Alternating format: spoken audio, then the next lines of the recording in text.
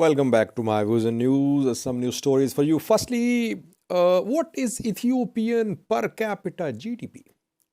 PM Abiy in a recent speech shared some numbers, but the numbers are not what uh, is official data of World Bank and IMF. What did the PM Abiy say? And he attributed the increase in per capita GDP to his government's actions, to his government's policies. Secondly, several activists, political workers have been released within the past 48 hours. Some were arrested in the Amhara region, and others are from Gurage. Details for you. Thirdly, while we're discussing the presence or withdrawal of Eritrean military from Tigray, a political party representative at a meeting raised the issue of the presence of Eritrean military not in Tigray but in Oromia and BG, Benishangal Gumuz region. And fourthly, an Eritrean singer who was in Italy suffering from health condition has recovered. He's back in Eritrea. He could have remained there abroad, but he chose to return to Eritrea. Why do these people who can remain abroad, they prefer to return to Eritrea? Details for you. Firstly, viewers, what is per capita GDP in Ethiopia? PM Abiy, in a speech, recently said that per capita income had increased from $1,000 to $1,200. He attributed this increase to his government's performance. So, what is actual per capita GDP of Ethiopia in 2022? So far, 2022 data has not been released by any organization like World Bank, IMF about Ethiopia. But according to 2021 data, Ethiopian per capita GDP was around $925. And this is what was said by World Bank.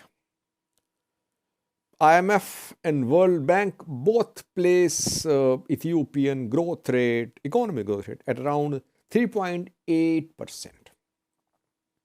And if you analyze per capita GDP increase of Ethiopia, Kenya, Ghana, and Senegal, you would see that between 2010 and 2020, Ethiopian per capita GDP increased.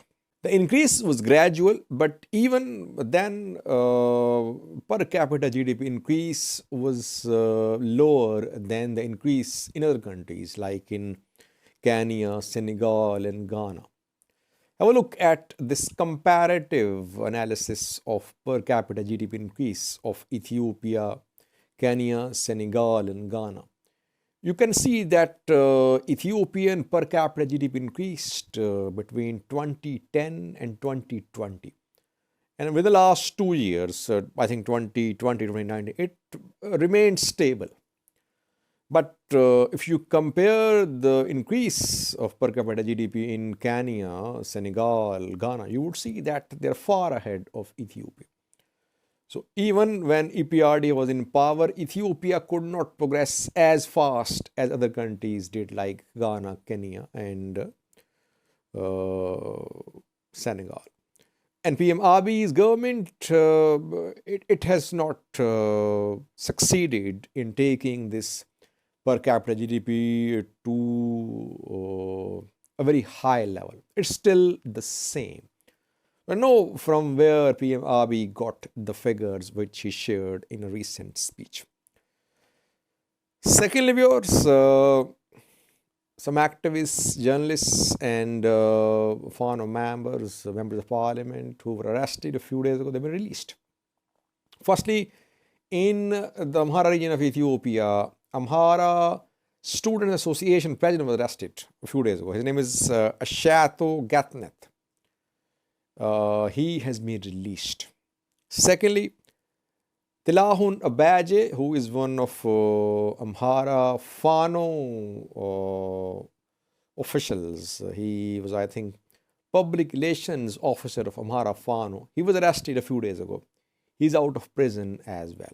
Thirdly, Zamina Kasi's deputy, his assistant, has been released, Natnail Zanabe.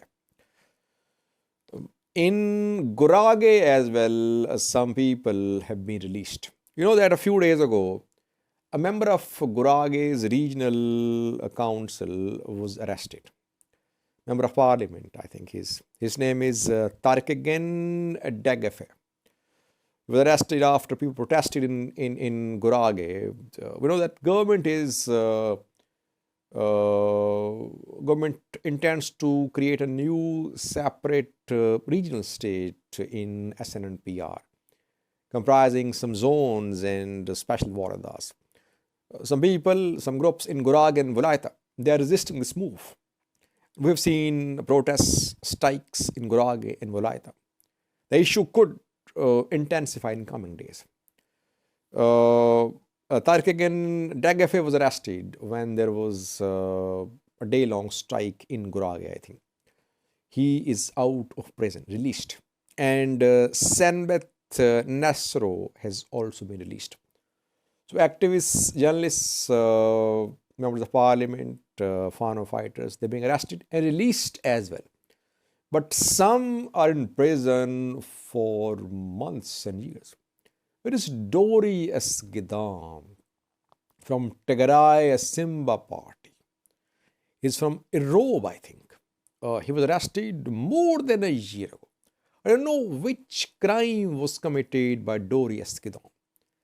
Several Tigray opposition parties leaders were arrested after Dori Esgidam, but they were released. Top TPLF leaders, Sabbat Nagadas, released too. Why not Dori Esgidam, who is still in prison, and several others too who are in prison. Entire leadership of OLF still in prison. Dawood Ebsa he remained under house arrest for months, and Abdi Ragasa and others in prison for months. So I don't know which criteria the government adopts to release and arrest people. Thirdly, viewers, around 2 days ago, Ethiopian political parties were given a briefing by Ridwan Hussein and others who visited Tigray a few days ago. Their questions were asked by these political parties. Ridwan Hussein answered questions. The questions were mostly linked to the implementation of peace deal signed in November between TPLF and Ethiopian federal government.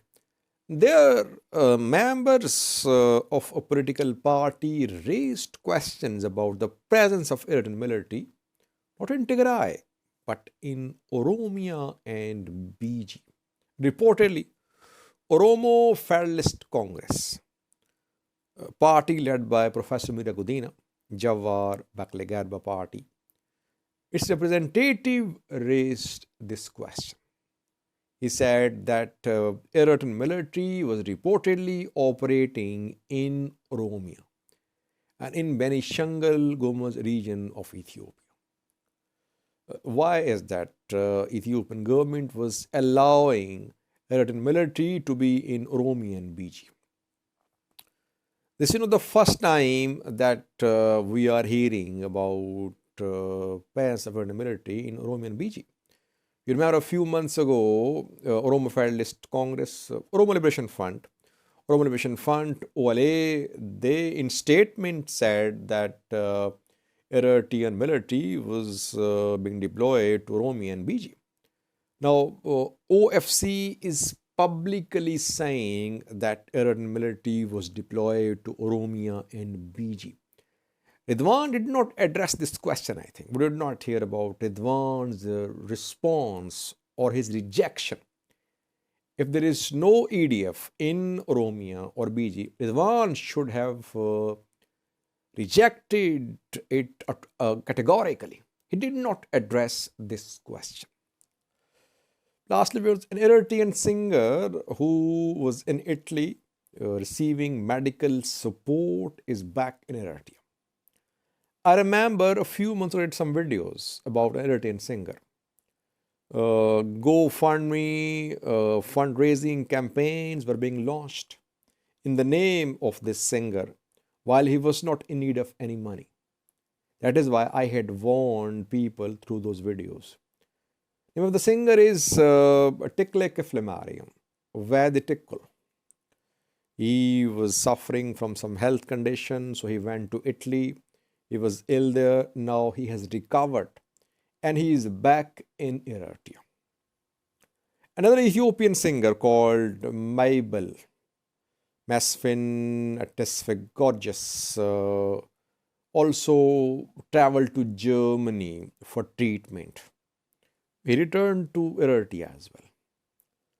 Abiy Said visited Europe a few months ago to attend Eritrean diaspora festivals where we saw clashes between pro-government and opposition Eritrean diaspora community. It was rumored that he might not return to Eritrea. He is back in Eritrea. So while youth are fleeing Eritrea, there are some others who do not want to leave Eritrea. Despite